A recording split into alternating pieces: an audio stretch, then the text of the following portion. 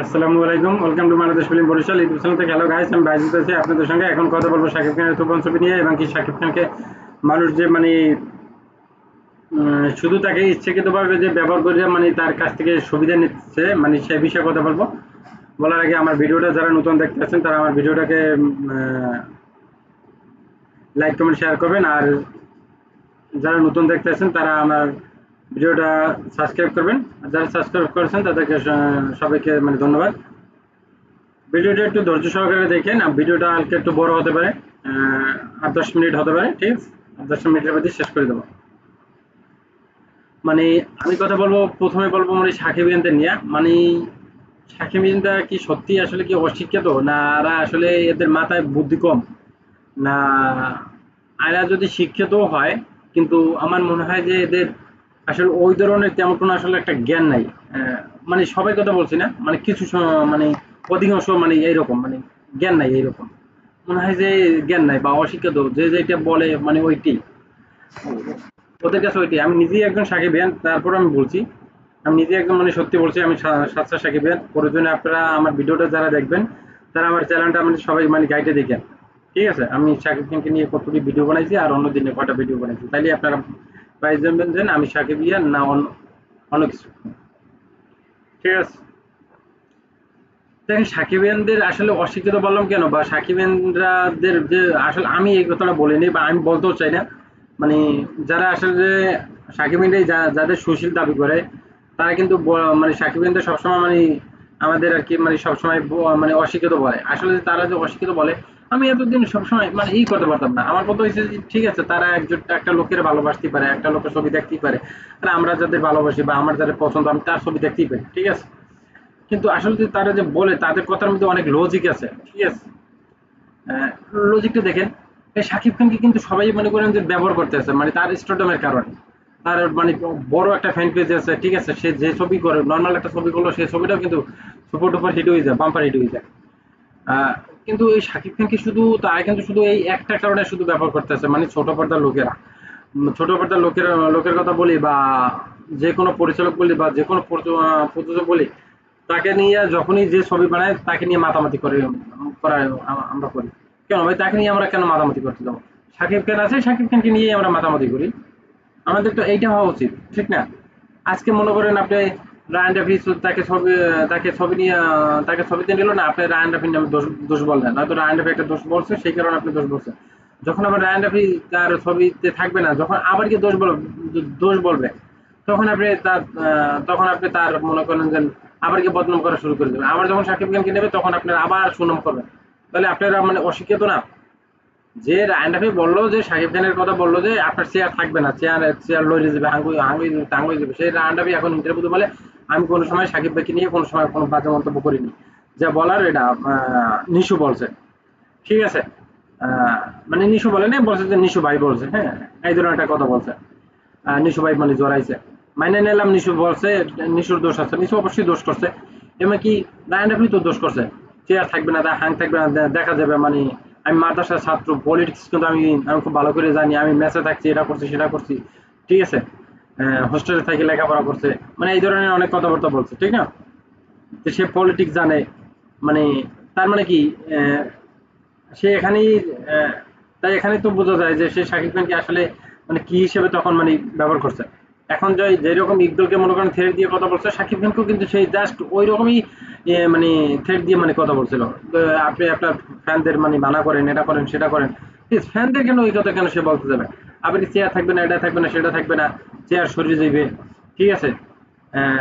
তা পলিটিক্সে আমরাও বুঝি, দেখি এমন ফাঁদে পড়বে, ঠিক আছে? সেটাই কিন্তু ঐতিহাসে। আবার চঞ্চল চৌধুরীর কথা বলেন, বা চঞ্চল চৌধুরী আগে কিন্তু কখনোই শাকিব খানের প্রশংসা করতো না। শাকিব খান কিন্তু চঞ্চল চৌধুরীর মনে করেন ছবির প্রমোশন করে দিত। আহ,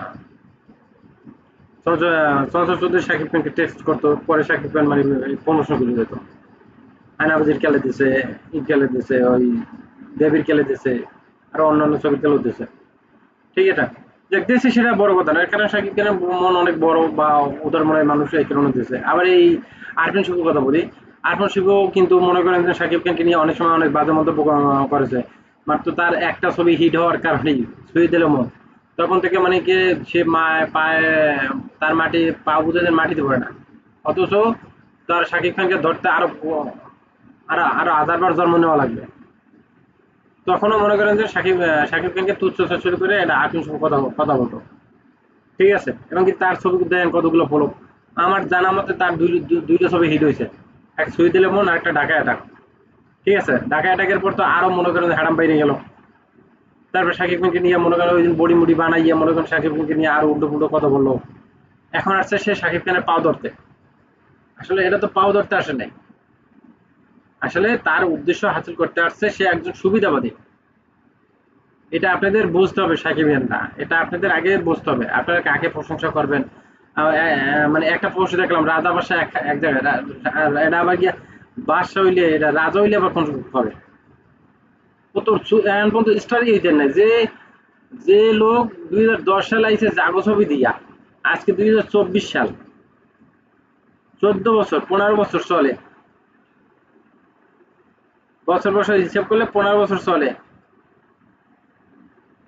তার অন্তত 10টা ছবি সুপার হিট নাই, 5টা ছবি ব্লকবাস্টার হিট নেই, 2টা ছবি ব্লকবাস্টার নেই, একটা ছবি মাত্র ব্লকবাস্টার, ঢাকা অ্যাটাক।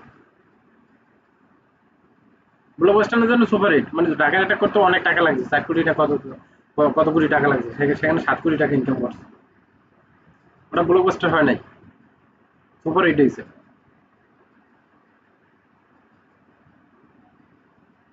সেই নায়ক এখন আছে সাকিব খানের পা ধরতে বা দিতে আপনার কি বলে, এরপরে যখন দেখা দৌড়ে দিয়ে মনে করেন যে গলা ধরে বুকে ঝাঁপাই পড়ে, এটা কি মানুষ কি এগুলো কি মানুষ বোঝে না, না সাকিব খানরা বোঝে না, আসলে কি সাকিব খানরা কি আসলে অশিক্ষিত, সুশীলরা যারা বলে আসলে কি তারা কি আসলে ঠিক বলে, বা ছোট পর্দার যে নায়ক নায়িকারা বলে, এই যে এই নাবিলের কথাই বলি না, নাবিল একটা মনে করেন স্ট্যাটাস যে একজন একটা বক্তব্য স্ট্যাটাস দিতে পারে কার কারণে সে ছবি দেখতে, যেমন আমরা সাকিব খানের কারণে ছবি দেখি, এটা না, সে তার বক্তব্য দেখতেই পারে দিতেই পারে, কিন্তু তাই বলে একজন আর্টিস্ট একজন অভিনেতা বলি বা একজন অভিনেত্রী বলি, সে একজন তাকে নিয়ে একটা ই করছে প্রশংসা করছে, তাই বলে কি সে ওইটা ই করবে, পোস্ট দেবে, তা সে পোস্ট দিয়েছে সে ওইটা মনে করে শেয়ার করছে, শেয়ার তো উপরে লিখে দেবে না আপনারা সবার কারণে ছবিটা দেখেন, ছবিটা অনেক ভালো হয়েছে, আমরা সবাই অনেক মানে কষ্ট করছি ছবিতে, আং করছি তাং করছি, ঠিক আছে, সবাই এখানে এখানে প্রত্যেকের অভিনয় ভালো হয়েছে, এখানে প্রত্যেকের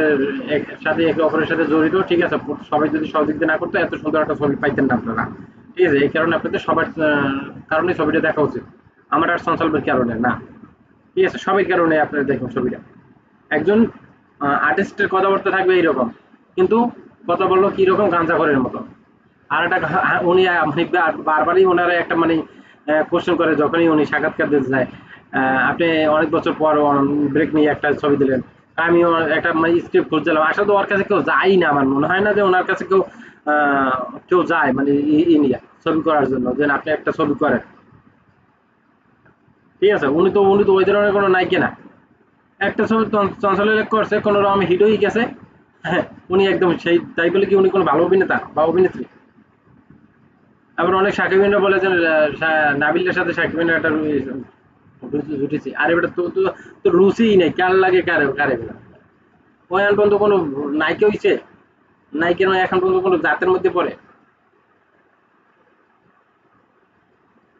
কোয়ালিটি এখন মধ্যে আছে, কথা নিয়ে ফসা থাকলেই হয়,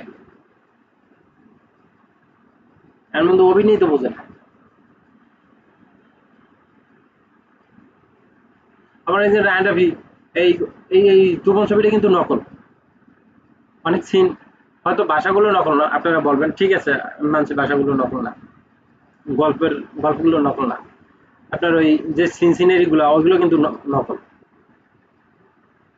অনেক জায়গায় মিল আছে, অনেক জায়গায় একটা ছবির মনে করেন আটানি মনে করেন নকল, তারপর আর কি থাকে, এই ছবিটা যদি অন্য কেউ করতো তাহলে অনেক ইউটিউবারটাই বলতো এবং কি অনেক সাংবাদিকরাও বলতো, বা অনেক মিডিয়া মনে করেন প্রচারিত যে কপি ছবি, কারণ এই ছবিটা রায়ন রাফি করছে বিধায় এখন আর কেউ মানে কপি বলে না, এখন বলে কি ইন্সপায়ার হয়ে মানে এই ছবিটা করছে।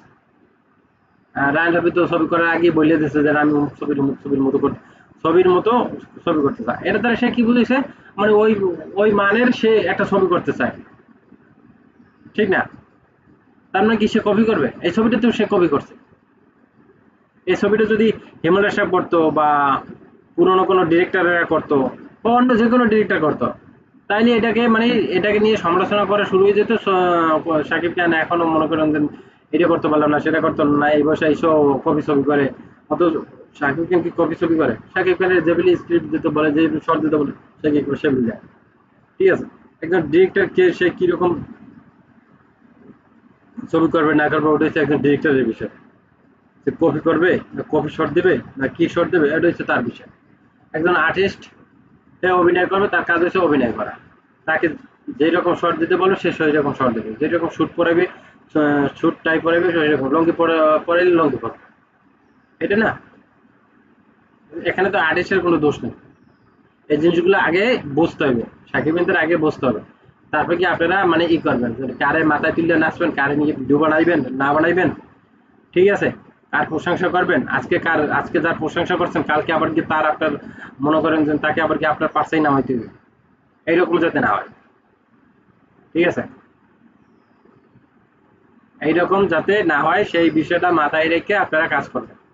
আপনারা একজনের প্রশংসা করবেন, সাকিব খানকে নিয়ে একজন ভাই ছবি বানাইতেই পারে, তাই বলে তার প্রশংসা করবেন। ঠিক আছে, প্রশংসা করছেন, এমন ভাবে মাথায় তুলে না দিয়েছে, সে তো দুদিন পর তার ছাড়িয়ে দেবে আবার। দেখেন না, এই টাকা নিয়েই বাঁচবে এনে, সাকিব খানের সাথে টাকা নিয়েই বাঁচবে এনে, টাকা দেবে না তো।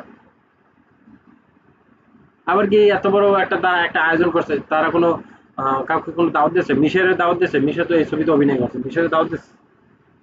মিশরে দেয় নাই, তার অন্য কেউ দিচ্ছে? অন্য কোনো আর কোনো পরিচালক ছিল না, আর কোনো প্রযোজক ছিল না, তাদের দাওয়াত দিতে পারতো না? তাহলে তো তারা বড় হয়ে যেত। তাহলে তারা যখন আসতো তাদের সামনে বসে তো সবাই প্রশংসা করতো। হয়তো দূরে গিয়ে যে যা বলছে বলছে, ঠিক আছে, তাদের সামনে বসে যখন ই করতো, আলোচনা করতো, মানে প্রশংসা করতো, তাহলে ওই ছবিটার হাইপটা কি আরো বাড়তো না? তার মানে কি রায়ান রাফি বা এই প্রযোজকদের মধ্যে বা রায়ান রাফির যে নাটকের লোকের দাওয়াত দিল, তাহলে এখানে এখানে আপনারা কি বোঝেন? তারা কি আসলে কি তারা এই এফডিসি অঙ্গনের মানুষকে ভালোবাসে বা শাকিব খানকে ভালোবাসে? কচু আছে, কচু কচু কচু বোঝেন? কচু শাকিব খানকে শুধু তারা ব্যবহার করতে আছে তাদের স্টোডমের কারণে, আর শাকিব খানদের ভালোবাসা পাওয়ার কারণে।